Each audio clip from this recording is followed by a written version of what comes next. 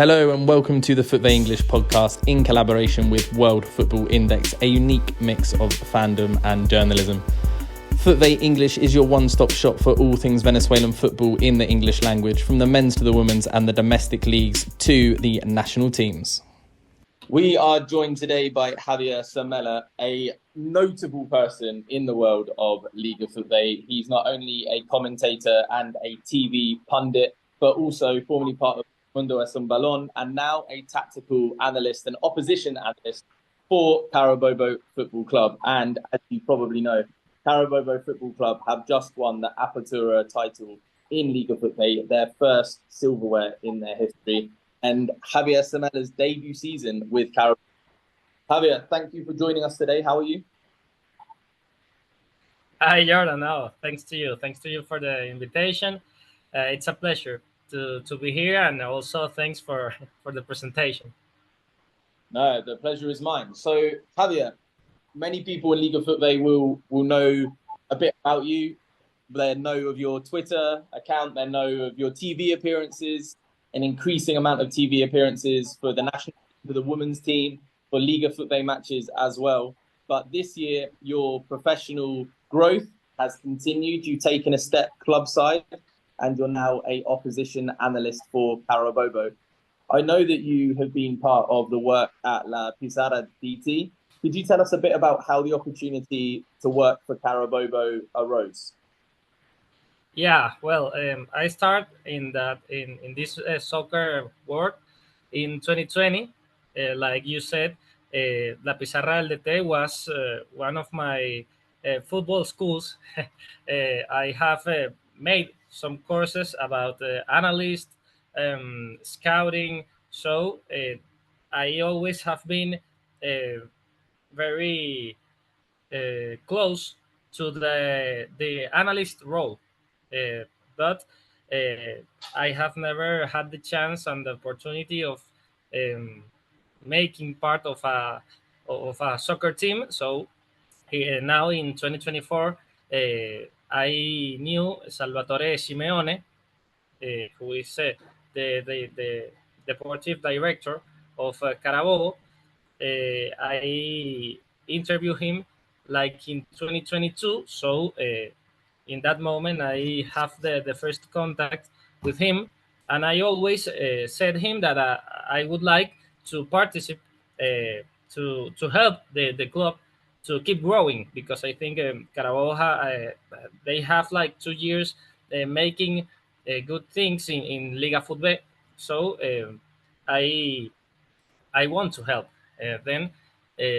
So now in 2024 they give me the opportunity of be the analyst, the opposing analyst, and that's that's how this opportunity comes to me. And in your role as an opposition analyst, what software do you use? What helps you do your job?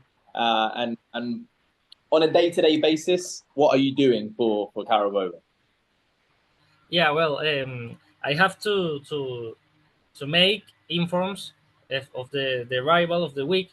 Let's say if Carabobo plays against Academia Puerto Cabello, on Monday I start my job, my work as analyst. I watch 3 matches, the last three matches of the rival. So I make a video with the strengths and the weaknesses of in this case, Academia Puerto Cabello. I record some plays that I think that are important, and I think the manager and the assistant have to know about the rival. So in offensive, in defensive plays, also set pieces.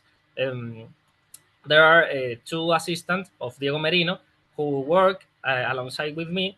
Luis Paris is the manager who make the set pieces. So I help him to pick the plays. I also help him to say him which are the most important players in or the headers from the opposite team. So yes, that is about the global analysis about the rival. Then I make informs about the individual players of the another team. For example, if we are going to play against a left winger who is um, very strong in the 1v1 duels.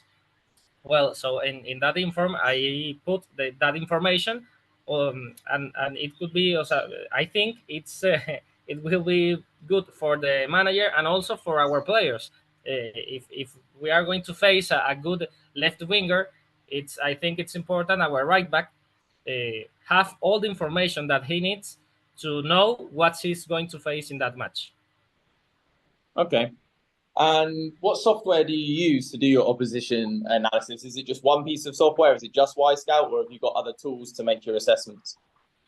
Yeah, Scout is the best I think that we use.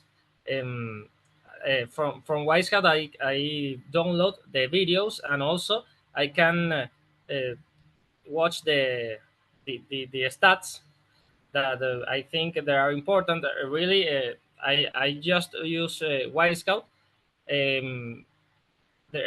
If I see in Twitter, for example, there is Opta stats.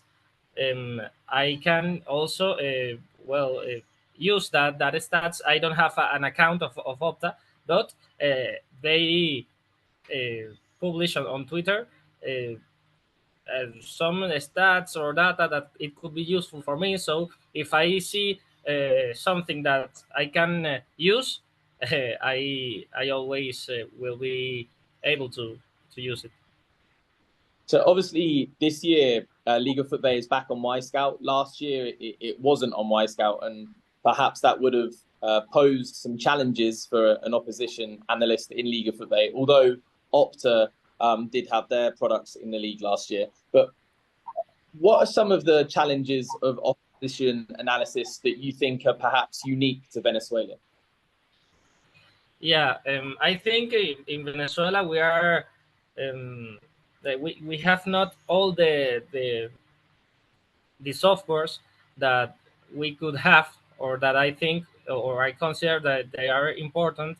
This year, it's a good notice now about the White Scout has returning to Venezuela. I don't know how the analyst did the last year, because I think it's it's not impossible, but it's very difficult to make informs. Even the videos of the rival, if you don't have a Wisecat or another software that can give you that kind of information, of videos, of the stats that are important for an analyst. I don't know how they did now last year, but yes, I think in Venezuela we can use even more softwares, not just Wisecat or Opta. I think the clubs are not I'm not talking just about Carabobo or just for Carabobos. In general, all the teams should have more softwares, or should give more importance to that platforms that I think are very useful to an analyst, the coach, the assistant. I think even the players. This kind of software could help you to play better, because obviously the players they already know how to play, but if you can give them all the information that they could need, they will be able to even face better that matches. Mm-hmm. And do you do most of your work remotely? Are you doing it from home, from Caracas, or how often are you meeting with the coaches and discussing with the coaches and players on a face-to-face basis? How does it work throughout the season? Yeah, I'm in constant communication with Fabiani Francia, who is the assistant of Diego Merino, even with Luis Paris, the coach that make the set pieces, and Federico Monasterio, who is the person who record the matches, and he can help me to some questions that I could have. But yeah, my communication is more with them than Diego Merino. Fabiani is the person with that I have more communication. He if Merino has some question on, or he if or he wants to know about some players, some stats, Fabiani communicated to me, so I can search or I can help them in what they need. So I weekly I'm in constant communication with them, but I do not travel too much to Valencia. I just have traveled 2 times on March in the Copa Sudamericana match that Carabobo lost against Metropolitanos, and then I traveled to the final game, one week ago. So I have not uh, uh, seen, yeah, like there's no a personally communication, but we are always texting on WhatsApp during the matches. Even I am like I see the matches on video, so if they need something, they need to watch some moment of the match, I record it and pass them for WhatsApp. And So during the matches, you're working yeah, in a live situation as well. During the yeah, games, you're actively doing the opposition analysis, even in the moment. yeah. So they can know if there are some situation that we need to fix.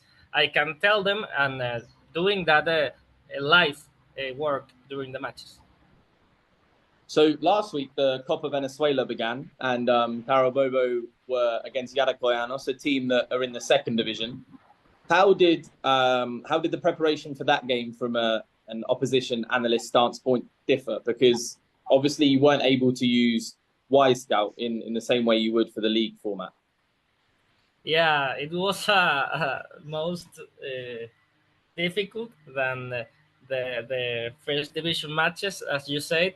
Um, there's no second division on Wisecout. So for the videos, in this case, Yaracuyanos record their matches, and um, they put them on YouTube. So I could go to their channel and watch the matches from YouTube. It's not the best camera angle, but it is what it is. So we have to try do the best work with that video, no? So uh, it was a little bit difficult than the first division videos, but we could fix it, and we could make the videos, make the informs, and try to be or to do the same work that we did for the first division matches. And when you're doing your informs, your reports for the coaching staff and for the players themselves, how much do you form your analysis on what you're seeing with your eye, like literally the patterns of play, the strengths and weaknesses from literally observing, and how much do you rely on data? Perhaps you notice particular trends in the data, or there's things that data show up like frequency and areas on the pitch that are particular points of concern. How do you strike that balance personally? Yeah, I try to I give more importance to the patterns of the game, of what you are watching during the match. But I think it's important to complement that with stats or data that you consider it's important. It could near you to what you want to explain, or what you think about the other team. About the stats, I use more, for example, um, in set pieces. If the rival team, if they cross to the second post or to the first post, uh, which side of the area they attack. So in White Scout, they give you that information that I include in that informs, and it could be useful also for the manager and the players to know in yeah to know how's the other team going to attack you. Okay. So this season, obviously, Carabobo won the Apertura. It was their first bit of silverware in their history, their first title. It was your debut season at Carabobo. What was the experience like to be part of a title-winning team? Yeah, I think it's a very nice experience. I never had the chance to be part of a team, so they give me this opportunity. If it's true, I would like to be more in Valencia. I would like to be in all the matches, but my work is remote, so I can't or I couldn't. But I it, it was a good experience because the managers all they were kind with me. They I think they listen to me. They gives importance to my job. So it's very nice. Now the past week on the final game, I was all the day with them. From I get to the stadium with them from the hotel, so I could talk with them, with the players, with the managers, and I think it's a very nice group. There are very good people there. I think they are all connected to work in for an objective that it's be Carabobo bigger. So for me, it was very nice during the match. We leave it aggressively. With so much passion. Obviously, during the final match, when the match was 2-0, and Angelo Lucena failed the penalty kick, we feel that that the luck was with us that day. We said it's impossible to us not winning this.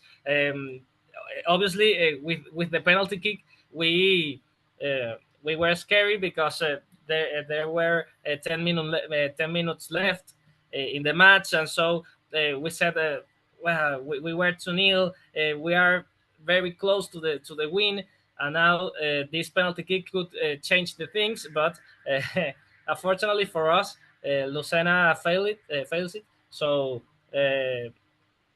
obviously, when that happened, we hug each other's. We were very happy because we knew that we were very close, and that when the final when the referee ended the match, we ran to the pitch. We hugged each other. We were very happy because I think Carabobo deserved this title, and that's one of the reasons why I wanted to join this club. And for me, it's a really pleasure to be part of the history of this season that until now it has been wonderful. And throughout the season, when you're reporting to the coaching staff, what kind of feedback do you get from them? Did they say to you, "Hey, I like that you're telling me this, but I don't want that," or can you give me more about something else? What's the communication like? What's the dialect? The dialogue? Yeah, during the season they were like we in the first match I sent them some information, and then for the second match I send more even information. So they told me hey, for the second match, you were better. You send more information. So if you can keep that way of work, if you can for all the matches send us that type of inform, uh, better. So yeah, during the season, through the month, they were we were fixing some things that they consider they need. So they asked, I asked for me to uh, put more information, or if there are player that he's having good performance. So they told me, please send us some videos where you see good actions of this player, so we can use it to show the players, to show the the managers, and we can make a plan, for example, for that player or that kind of place. So they told me that, and I watch the matches, record the parts that I consider that they are important, that they are asking me, and I send to them. Okay. So ultimately, Carabobo's Apertura concluded with winning the title. Metropolitanos, the opposition, 3-0 Carabobo, the result. So Carabobo already have a place in the grand finale at the end of the season with a chance of winning the league title. Of course, if they win the Clausura as well, there will be no final. Carabobo will be the ultimate champions. So my big question for you at the end of the Apertura is, how do you think Carabobo ultimately won the Apertura? Yeah, I didn't understand the final part. If you can repeat, please. Yeah, no worries. What components? What contributed? What do you think the reasons were for Carabobo winning the Apertura? What was behind the success? Okay, well, I think the most important part, obviously, it's the players. I think they have Aponte, Gustavo González, Juan Camilo Pérez, Carlos Lujano, Jose Balsa. There are many players that have 2 or 3 years playing together. So there is a very good group. They have they know each other's off the pitch, and even on the pitch now. So it was very important, because Carabobo had a group of players that have many time playing together. So they are strong. They are a very strong group. So I think that was one of the keys for this team. Also, I think the job or the work of Diego Merino. He's a Spanish manager that maybe he doesn't or he didn't know so much about the Liga FUTVE, and even he came here, he accepted the challenge, and I think he has been very important, because the players have understood him, his idea, his kind of play. So I think this group of players were exactly what Diego Merino needed to uh, um, make his idea, to have a good complement. So I think those two things, the group of player and the Diego Merino, have been the keys to this success team. And for the final, what was the preparation like specifically for the final? Do you think the result, the 3-0 win, was a result of like a well executed plan? Did things happen in the final that you predicted would happen through your analysis? Yeah, I think the first half of the final, we were not happy with that. Metropolitanos was doing a very good pressure plan, so we couldn't or we we didn't um, be able of progressing on the pitch. It was a very difficult match. So we studied them very well, but also there are things during the matches that are unpredictables or are more difficult to predict.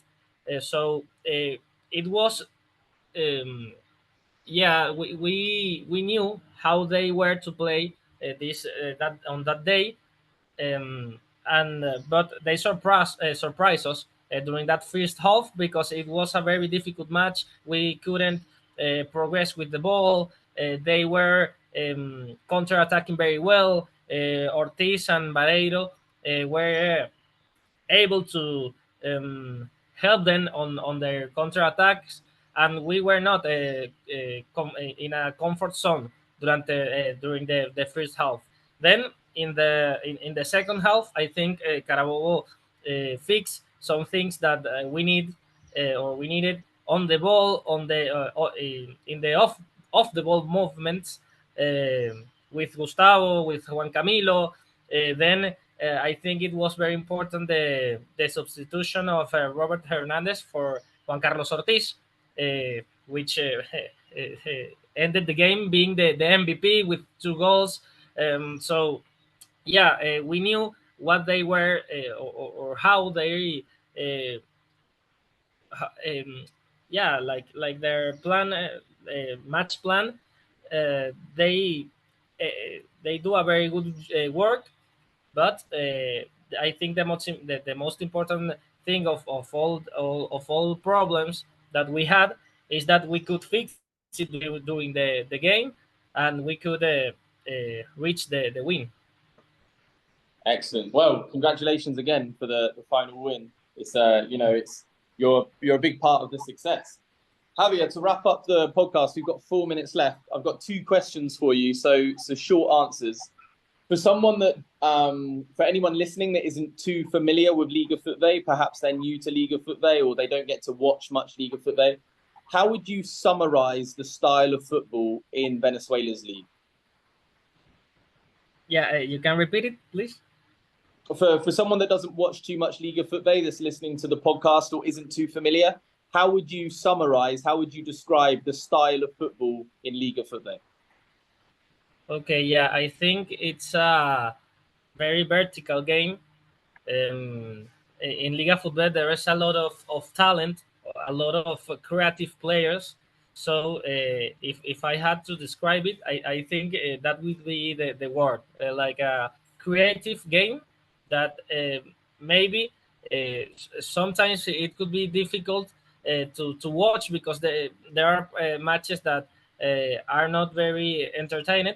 But I think the individual talent that we have in Liga FUTVE is the most important part. And the very last question, that was a great short answer, by the way. The very last question for the Clausura, apart from Carabobo, are there any team that you think specifically are going to be at a high level, are going to be dangerous, are going to be favorites for the Clausura? Yeah, well, I think I want to see what they are going to do because yesterday UCV or UCV they Released. published that there were 4 players that get out of the team. So I like very very much the work they did in the Apertura. So I think they will compete of the same way on the Clausura. And a part of UCB, I think Deportivo Táchira, because they had a very bad first part of the year, but I don't think they would repeat that performance on the last part of the year. So I think Deportivo Táchira will be again that strong team, that team that is in the first play in the first places of the table. Perfect. Thank you very much. So, Carabobo, UCV, and Deportivo Táchira to compete for the Clausura title. Javier, thank you very much for joining us on the podcast today. I thought your English was superb. You have nothing to worry about there. It's going to be a really interesting and informative podcast for everyone that listens. Thank you so much for joining us.